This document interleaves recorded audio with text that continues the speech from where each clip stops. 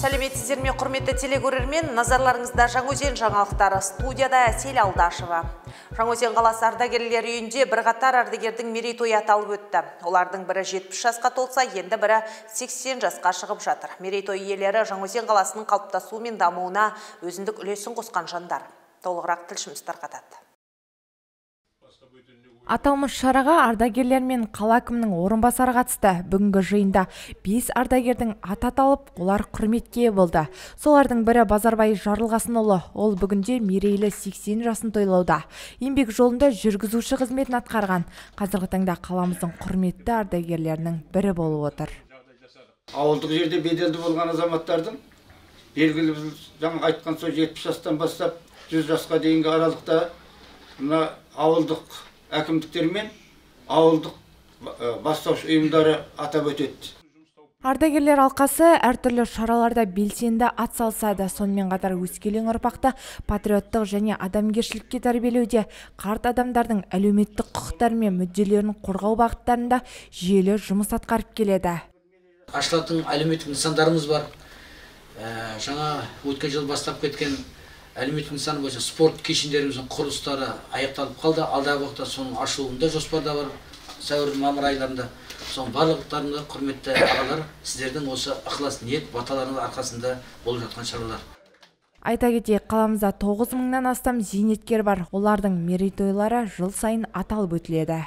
Меруерт Мұхитқызы, Баққали Зияддинов, жаңалықтар.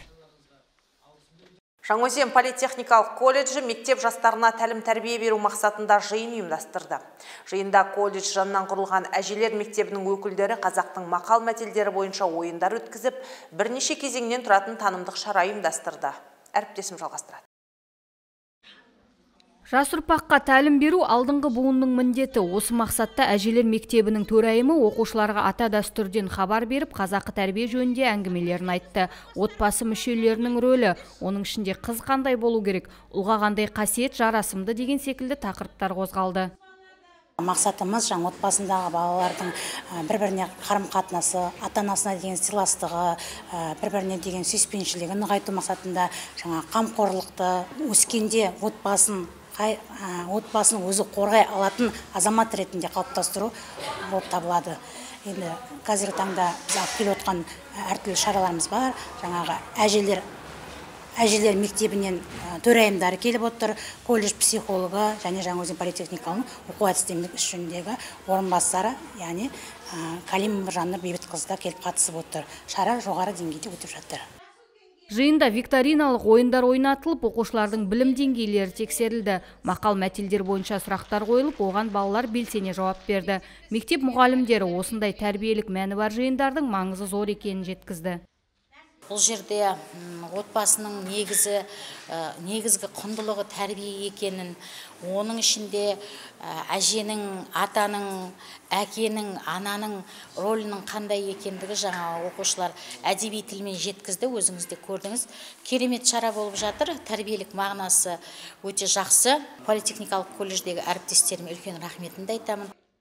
Ата әже өсиеті, үлкендердің ақылы жас буынға ауадай қажет. Олар жастарға бағыт-бағдар беріп, жөн сілтеп отырады. Сондықтан оқушылармен жұмыс жалғасын табады. Айжанат Қазиева, Бақытжан Ахметұлы, жаңалықтар.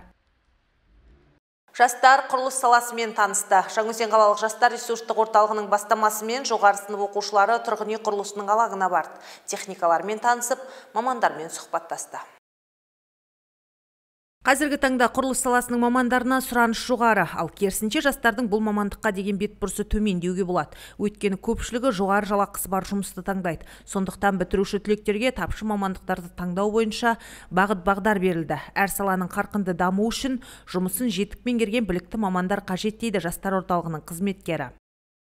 Профориентацияның мақсаты осы құрылысшыларды дәріптеу мақсатында. Себебі қазіргі таңда барлық жастардың бәрі сол мұнайға жұмыс жасағысы келеді. Біздердің түсіндіргіміз келетіміз ол мұнайдан да басқа мамандықтар бар екенін айтқымыз келеді оларға. Мысалы қазіргі таңда осы құрылысшы дейтін мамандықтар ол тапшы мамандықтардың бірі. Осы қаланы көркейту ол бірінші мақсат қой.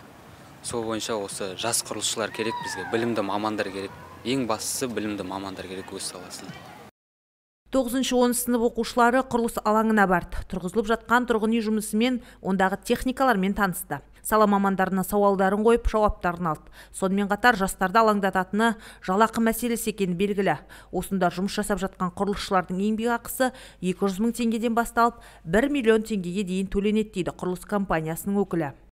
Олардың көбінесе құрылыс саласын тек қана тас қалайтын адамдар сияқты да, олар үшін одан да басқа жаңағы прораб, начальник участка деген сияқты, одан бөлек проектировщиктар жағы, ол жерде әртүрлі мамандық иесі бар екенін танысып білді.